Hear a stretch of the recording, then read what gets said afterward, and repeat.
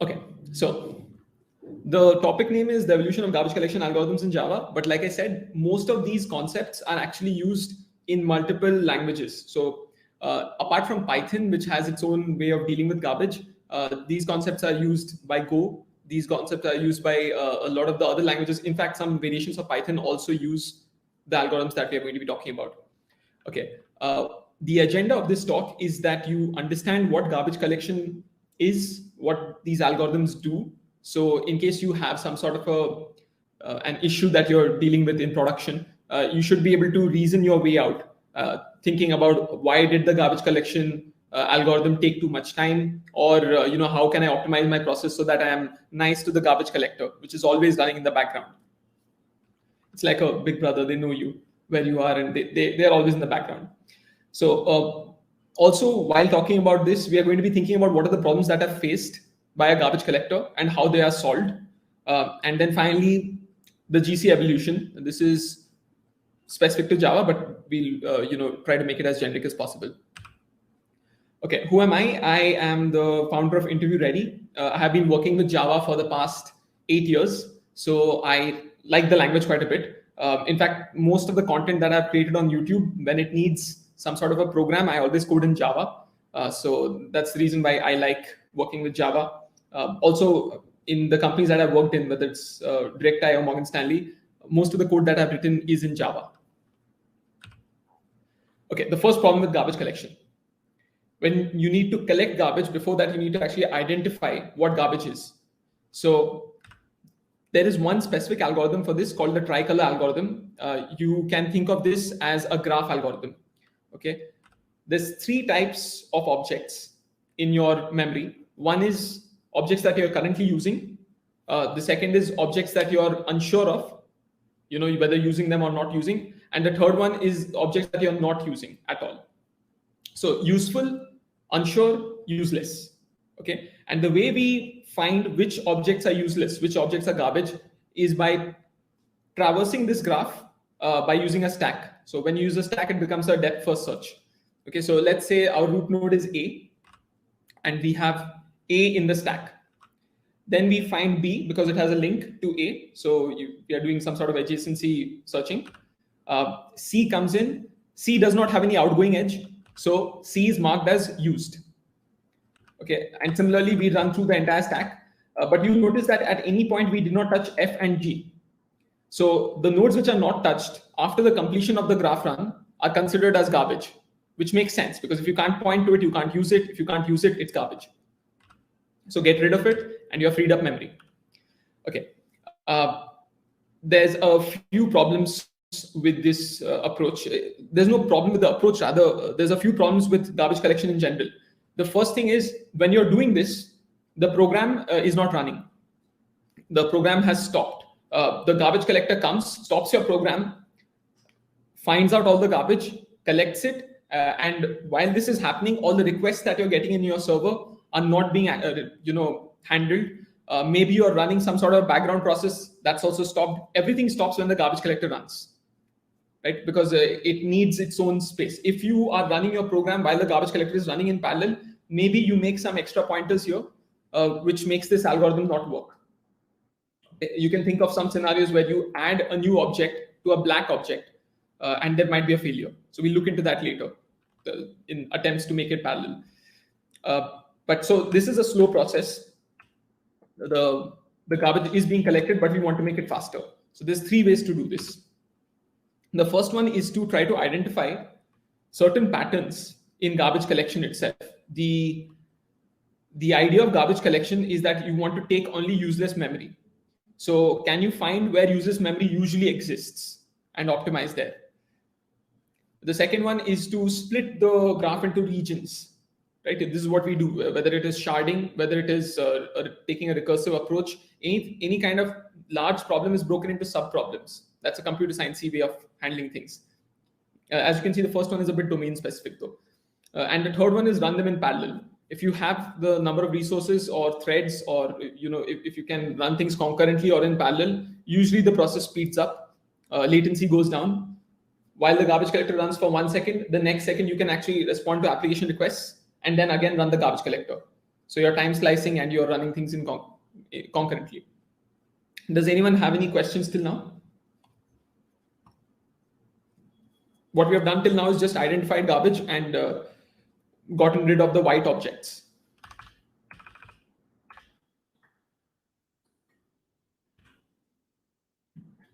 Okay, this looks great.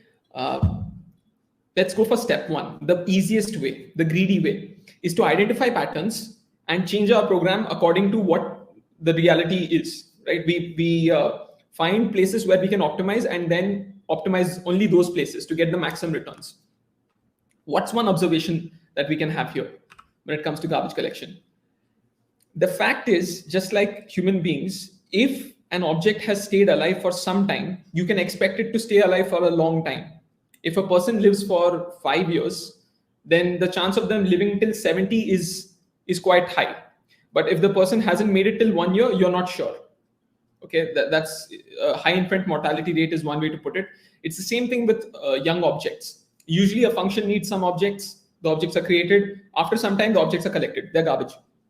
But if some objects stay for a long time, there's a threshold period, then you know that once they are in this phase, they're probably going to last for a very long time, till this point. And then you can see very old objects are no longer relevant. So sometimes, that's one way that at this phase, maybe you can keep another garbage collecting line. But the idea is simple. You have young objects and old objects. Young people tend to die quickly. Therefore, you should run your garbage collector more frequently in the young object region. Okay, that is the generational hypothesis. How do we use this? We can put a region of young generation and old generation. So that's what we have done here. You're seeing there are some extra regions. We'll talk about them later. Just ignore permgen because that's like permanent objects. More importantly, we have the old generation in blue, which we are ignoring because the rate at which you're running old generation garbage collection is less. Also, guys, hello. I'm sorry, I don't know if I said hi. Thank you so much for the kind words on the comments. And I'll just get to you once we are done with the young generation, old generation fiasco. Okay, so we are interested in the green region because we are usually collecting objects from there, right? And you can see the green is split into 3 regions. Eden comes from the Bible. It basically means that just baby objects, just the start of the, like when objects are just initialized, you put them in the Eden region. Then you have survivors. You can think of these people who have survived 1 garbage collection cycle or 2 garbage collection cycles. All right. So in the start, let's say you have 6 objects which you initialized. This was a function you're running. 6 of them survived. Or rather 6 of them were initialized, but only 2 of them survived. So 1 and 5 are survivors. Everything else was useless. You pick it up as garbage. What do you do now? Well, the survivors should be put in the survivor region. Why am I doing this? Because eventually I want to promote all objects into the old region, the useful people, into the old region so that I don't have to continuously check them and waste my time checking whether this object is alive or not. So I put them in survivor 1. Now some more objects are initialized. Some of them, a lot of them die rather. And object number 11 is surviving. So I could put object number 11 in survivor 1, but I don't do that because if I try to do that, then I'll have to find the right place for object 11 in survivor 1, which is its region. If I have 2 survivor regions, what happens is I can easily copy all the objects in survivor 1 and paste them in one place in survivor 2, the live objects. And object 11 can just go and slide onto the remaining objects. So this is efficient. And I can clear Eden and this can go on happening. So, yeah, eventually what happens is like an object survives for quite a bit of time. You can say that dark green right now. So object 1 and 5 are deserving of being sent to the next region. You can now go to the old region. Now object 1 and 5 will be assumed to live for a long time. Therefore, I won't check them continuously, whether they're garbage or not. Okay, Rishikesh Devkar has an interesting doubt. What is the frequency of GC run in the old generation? So right now, you can, okay, so firstly, that is configurable. The second thing is, as you'll see, the old generation was usually a stop the world garbage collection. We used to, oh no, rather the young generation is stop the world garbage collection, but you'll see that the old generation also will find some optimizations. Uh, Frequency run of old generation is less than that in the young generation. How much less? It can be configured. Okay, you can make it 10x less than the number of garbage collections that you run on the young region. It depends a lot on this graph. If I go back here,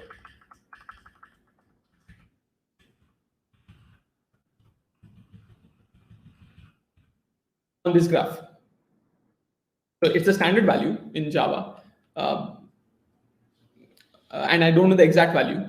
But looking at this graph, I am sure you can integrate the area of the left hand side and integrate the area of the right hand side, and then get a probability. But yeah, that's a good question. Uh, just to keep in mind, you don't want to run your garbage collection process too often. If you run it too often, then your application is not running. You're not serving requests. But if you run it too late, then maybe your application will run out of memory. And the only way for your application to run is to stop everything and run the garbage collector. Okay. As we'll see, the garbage collector should ideally run concurrently. Okay. Uh, we are now promoting objects to the old region. This is good news. But the old objects still need some scanning. Okay. And why is this the case? Well, take the green region as the Eden region, or as the young region, the blue one as the old one. We can't simply kill all objects 2, 3, 5, and 6. Why? Because they may have references from the old region. You're seeing that old object 2 is pointing to 3 and 5 here. So collecting them is a mistake because old object 2 is still pointing to them. And if you refer old object 2 dot 3 dot println, then it's going to throw an exception. Okay, so you need the pointers from the old object to the new object. And the problem is, when you do this, you are effectively scanning the old region also. Right? Lots of objects which you don't want to scan because they are rarely garbage collected, but you have to basically scan the entire memory just to see the pointers to the young region. So it kind of defeats our purpose. What we instead want to do is that we want to note down all the pointers from the old region to the young region immediately when they're being made, right? A hash table or a Bloom filter, or some way to tell that this object is marked as alive. So the idea here is interesting. Every time an old object is pointing to a new object, you note it down. How? You use something called code injection. Okay, in Java, you might have heard of .class files. So .class files are assumed to run on any kind of hardware. It just depends on the interpreter. That is what we are taking advantage of. Just in time basically injects some code.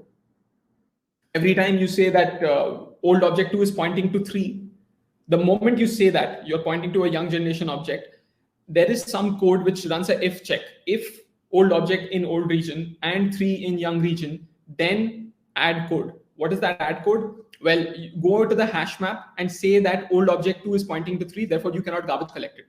So like a Boolean value, you're just going to mark it as true. 3 is alive. But technically what happens is you're actually using something called a card table, very similar to what we were talking about, a hash map or a Bloom filter.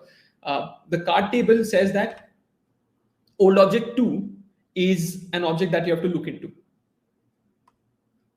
Okay, quick recap. This might be going a little difficult. So when you have the young region having dead objects, you cannot collect them because some of them may be being pointed to by the old region. So they're technically alive.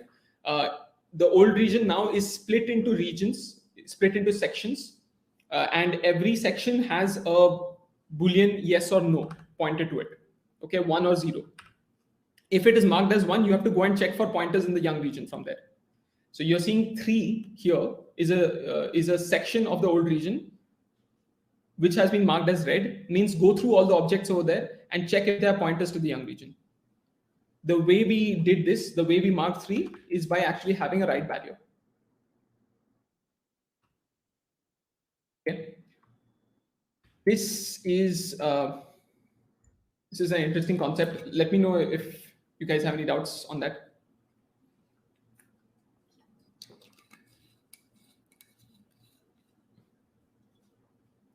Okay, Shishu M is asking, did you ever need to play nice to the garbage collector when you were writing code because the GC was not happy with your code during your office days in DirectAI or some other companies? The strange thing is we were not even coding in Java then. We were using Elasticsearch, which has been written in Java. And what happened is there was a lot of, so Elasticsearch, when you're sending a lot of data, what it does is it updates its tables. So I think they call it segments. But the table updation was so fast, right? Because we were sending data in bulk and in hundreds of MBs or in GBs. So the Elasticsearch was finding it short. I mean, finding its capacity less. Basically, with so many updates, it needs to make a lot of updates to its own table, which results in a lack of memory. So it was basically exploding its table. And then what was happening is it was running a garbage collector. So the garbage collector was trying to find memory because it was short on memory, to the point that it started doing stop the world garbage collection. Stop the world garbage collection basically means that nothing is going to run right now. Everything that we have talked about till now is stop the world garbage collection. We are going to look at how we can speed it up. But the idea is that, if you're running stop the world garbage collection, none of your requests are being met. So our service used to go down. So this was happening in Uber. We were using Elasticsearch, and we learned the hard way that the garbage collector, if nothing else, then the garbage collector will provide rate limiting for you. So I think what happened is we started thinking about how to optimize garbage collection, but unfortunately, we should have thought about how to optimize our own program. So we were not nice to it. That was one scenario. Yeah. Rishikesh asks, does the object have some kind of flag that maintains the number of GC that object has survived in the young region before moving to the old region? Yes, there is a counter. There's a counter which tells that how many times this object has actually survived in the young region. So in the Eden, you basically haven't survived anything. Survival region 1, yes, you have a counter. Survival region 2, okay, 2 survivals. And then depends on what you want to configure it to. But after a certain period of time, you're promoted to the old region. Okay, this looks good. Pankaj Agarwal, Eden young object stops everything. Old object do not need to stop everyone. Yes. The Eden, or let's say the young generation garbage collection is a stop the world process. There are certain garbage collectors. I think C4 is one which does young generation also in parallel or concurrently. But the young generation is usually small and there's a lot of garbage. So usually this is a very fast process. The old generation is usually big. So doing garbage collection there with optimizations makes sense. Okay. Ajay Kumar, I think we cannot control the frequency of GC run in young old generation. It depends a lot on factors, including the JVM architecture. That's true. GC is triggered when JVM identifies that young old generation is almost full. We can configure at what percentage we want to trigger the GC, which again is not guaranteed. Absolutely. Yes, that is true. The percentage that you're talking about has recently been, it's not very recent also, it's G1GC. Since then we have started doing that. So it makes a lot of sense to configure it. But yeah, like you said, Ajay, there's no guarantee that, okay, 60% garbage collector is going to run. It's more like an indicator to the garbage collector that if you want to at 60%, please do the garbage collection. Okay, so let's head to the next part, which is that the generation hypothesis may not be true. Can you tell me one place where the generation hypothesis is false, where young objects usually tend to survive and old objects tend to die? It's a very standard engineering thing that we use, especially on top of databases or on top of expensive queries, where the younger objects tend to survive because they're being used right now, and the older objects tend to die because they're no longer relevant.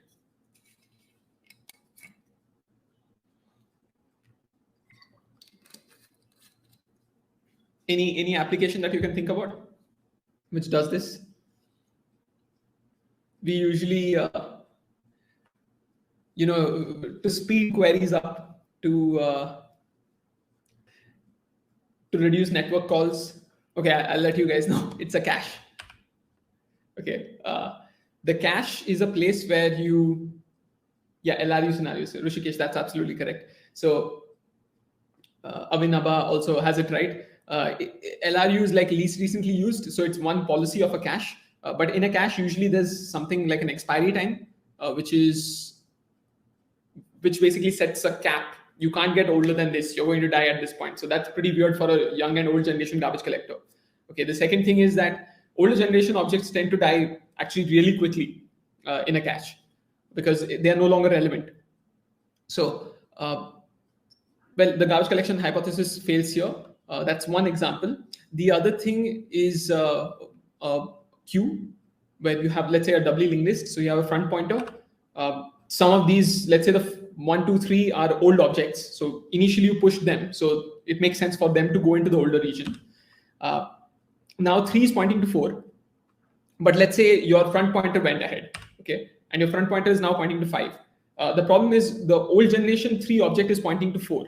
And because old generation is collected rarely, it means that 3 is continuing pointing to 4. The card table still has that entry. So 4 is still alive and you can't collect it. This is called nepotism, where dead objects or old objects promote the younger objects into the old generation. You can see that 4 is still alive. After a few GC cycles, 4 is going to be promoted to the old region. Okay, even though 3 is dead. The reason 3 is not being collected, like we said, is because the old generation is not collected often enough. So 3 promotes 4, which is dead. Let's say 5 also dies. 4 eventually promotes 5. And so there's this sludge of dead bodies which are being pushed into the old generation and finally collected in a single swoop of the old generation garbage collection. So here the generation hypothesis is again a bad idea. Okay. You can think about Apache Kafka, which handles this. It handles it by using pages. So there's 2 ways to handle this. One of them is to remove the generation hypothesis. The other one that Kafka, I think, uses is it uses pages of memory, which it can get rid of in one go. So you can have a look at that. I'll add that in the link after this presentation. I'll just share that with you guys. Okay. Step 2, concurrency. Ask any engineer how do you speed a process up, and they say let's parallelize it. Usually, domain-specific things have been taken care of. Now we are looking for engineering ways to speed things up. Concurrency, parallelization, these are things that we want to do. Yes, the nation wants to know who's at the head of the queue. Nepotism. So, okay. Concurrency is awesome. You can take a process and you can slice it. And then once you slice that task, you can actually give it to different threads and they can do that job for you. We can take this graph, slice it into pieces and give it to different threads, which can find garbage and not find garbage. Okay. Apart from the algorithmic complexity of splitting a graph, the problem here is that we might have something like this. You go to A, mark it as alive. B, C, okay, everything is going fine. C is marked as totally alive, black, because there's no outer node. And here's the interesting thing. Let's say that application wakes up. Okay, we are going for concurrency, right? Like we want the garbage collector and the application to run concurrently, which means that at any point in time in that code execution, the application can wake up or the garbage collector can wake up and start doing its job without being aware that the other person is actually running. So the application wakes up here. It makes a new object, F. Then it makes a pointer from C to F. And then it kicks out the pointer from D to F. Okay, this is the application doing its job. So the object graph can be manipulated in any way by the application. Now the garbage collector wakes up. Look at the stack when the garbage collector wakes up. B is on top of the stack, right? Left upper side, B is on top of the stack. B now sees that D is alive, marks it. D sees that E is alive, and all nodes are marked except F, which is crazy, right? Because the application clearly said that I'm creating this new object F, and C is pointing to it, which is a live object. So F should have been marked, but it's not. And now it's killed. If you call f.function, it's going to throw a null pointer exception or some sort of an exception. So illegal memory address exception, let's say. Okay, that's the problem. When you're running things concurrently, you might be killing objects which are not being pointed to by any of the unmarked objects in your algorithm. So if a black object is pointing to something, a new object, well, black is already taken care of. So your graph is not going to traverse through the black node again, right? The way we deal with this again is code injection. The problem of losing live objects through code injection can be solved. Let's see how. When you're pointing from C to F, a black object is pointing to a white object. That's the only time this problem happens. If a gray one is pointing to a white object, nothing happens because you're going to go through that node, right? You can see A and B, which are gray, are in the stack. So you're going to go through that node and make sure that all untouched objects are picked up. It's only when black points to white. Okay, so what is one possible solution? One possible solution is to respect the wavefront. Here, I'll just share my screen. Oh, okay. I'm nearly out of time. So, okay. The basic idea is I'll never allow this to happen. Whenever a black object starts pointing to a white object, again, my interpreter is going to see if object equal to black and pointed object equal to white, run the if condition. If condition is basically set the object as gray. Okay, so F is marked as gray. GC wakes up, and now F is on top of the stack. Mark it as black. That's okay, right? The entire subgraph of F is going to be taken care of, and then eventually things work fine. So you don't lose any object. Okay. I'll just check. Karan, is it time? Should I? I mean, I can share the presentation. Yeah. So I think yeah. We can still spend like 2-3 minutes, I guess. Okay. So I'll just quickly run through the third part because it was talked about as G1GC. The third thing which we do very often is sharding, split into regions, split into subproblems. Basic idea is you want to partition the heap.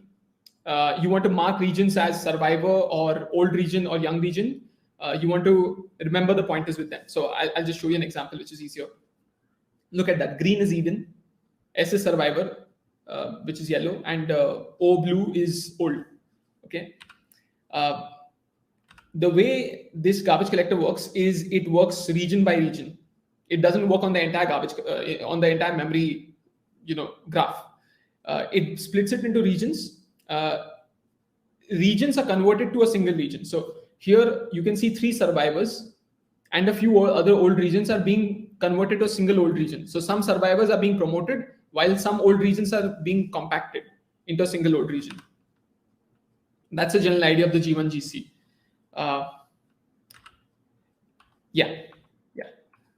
Okay, I'll just take one doubt here. Isn't it like this that when all the links to a particular object are not there, even if in the old generation gets collected by the GC? No. All the links to a particular object are not there, even if it is in the old region gets collected by GC. Yes. So I'm sorry, I read that wrong. If it is a garbage object, it will be collected. So the old region object also, if it is garbage, then when you run this algorithm, it's going to give you, it's going to pick up that garbage.